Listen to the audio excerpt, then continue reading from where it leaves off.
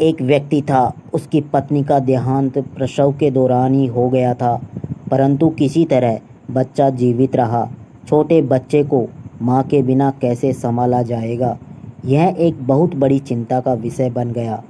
राघव शुक्ला कई मित्रों और रिश्तेदारों के कहने पर उसने पुनः विवाह किया। बच्चे को नई माँ मिल गई। नई माँ ने बच्चे की देखभाल शुरू की।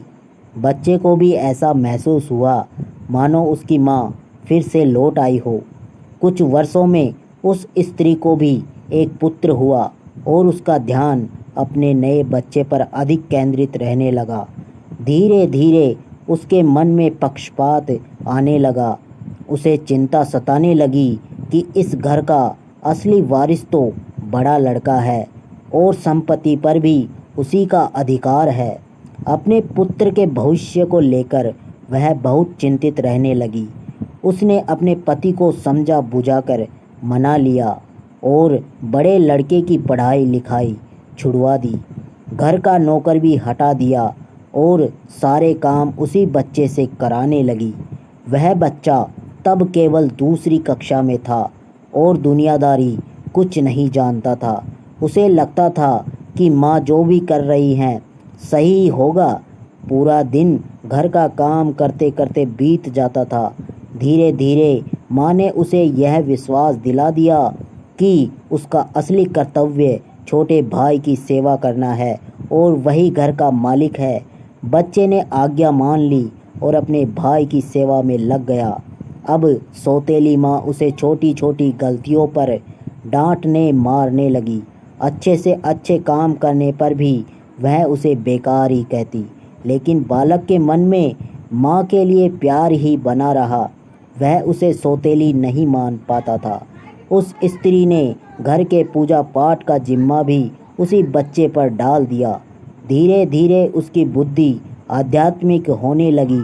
जैसे जैसे वह बड़ा होता गया सच्चाई समझ में आने लगी, लेकिन अपने दुख भगवान से कहकर संतोष कर लेता और उसका दुख दूर हो जाता। पिता से वह बहुत प्रीति करता था। जानता था कि पिता उसकी स्थिति से दुखी रहते हैं, परंतु उनसे वह हमेशा माँ की ही प्रशंसा करता। लेकिन एक दिन उसके पिता भी बीमारी से चल बसे और वह केवल अकेला हो गया। अब भगवान ही उसका सहारा थे। समय बीतता गया और दोनों बच्चे बड़े हो गए। घर का सारा अधिकार अब सौतेली माँ के हाथ में आ गया। उस स्त्री ने योजना बनाकर बड़े बेटे आदित्य की शादी बहुत गरीब घर की अनपढ़ युवती सुहानी से कर दी और अपने बेटे अभय की शादी बहुत बड़े घर की पढ़ी लिखी लड़की कृतिका से करवाई। उसने बड़े बेटे को नौकरों के रहने लायक एक घर दे दिया और उसकी पत्नी को बता दिया कि उसका असली कार्य मालकिन यानी छोटी बहू की सेवा करना है। छोटे बेटे के लिए उसने बहुत बड़ा भवन बनवाया और वहीं स्वयं उसके साथ रहने लगी। बड़ा बेटा आदित्य अपनी पत्नी सुहानी के साथ खुश होकर जीवन व्यतीत करने लगा और माँ व छोटे भाई के परिवार की सेवा करता रहा। परंतु छोटे बेटे की पत्नी कृतिका को यह सब अखरता था। उसे लगता था कि असली मालकिन वही होनी चाहिए।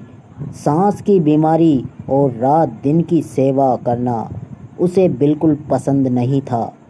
एक दिन पता चला कि सांस को छूत की बीमारी हो गई है। यह सुनते ही कृतिका उससे दूर दूर रहने लगी। उसकी आंखों में सांस खटकने लगी। उसने अपने पति अभय से कह दिया कि या तो इस घर में वह रहेगी या उसकी माँ। पत्नी के मोह में अंधा होकर अभय ने अपनी ही माँ को घर से निकाल दिया और नौकरों के घर में रहने को कह दिया। अब माँ वृद्ध भी हो चुकी थी। अचानक हुए इस अपमान से वह टूट गई। उसे लगा कि जीवन भर की मेहनत और पूंजी व्यर्थ चली गई। उसने कभी सपने में भी ऐसा नहीं सोचा था।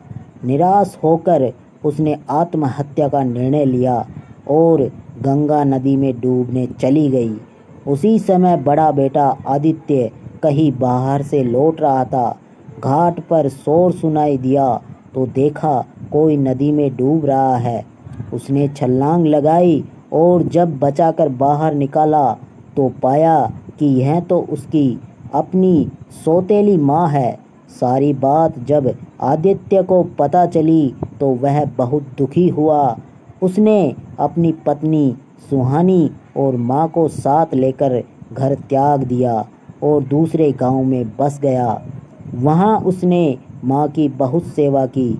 माँ धीरे धीरे ठीक हो गई और सबने मिलकर अच्छा जीवन व्यतीत किया। एक दिन सुहानी ने अपनी सास से कहा, माँ मुझे कुछ शिक्षा दे। यह सुनकर माँ की आंखों में आंसू आ गए और उन्होंने कहा, बेटी तुम्हारा पति भगवान के समान है, शिक्षा तुम्हें उसी से लेनी चाहिए। मैं तो बस इतना ही कहूँगी कि किसी को भी पराया मत समझो और जीवन में किसी के साथ इतना बुरा मत करो कि जब वह तुम्हारे साथ भलाई करे तो तुम्हारी आत्मा उसे स्वीकार न कर पाए। तो दोस्तों आपको ये वीडियो कैसा लगा, आप हमें ज़रूर अपने सुझाव कमेंट बॉक्स में बताएं। और दोस्तों ऐसे ही और वीडियो देखने और सुनने के लिए आप हमारे चैनल को सब्सक्राइब कर सकते हैं। थैंक यू, धन्यवाद, जय हिंद, जय भारत, वंदे भारत, जय हिंद।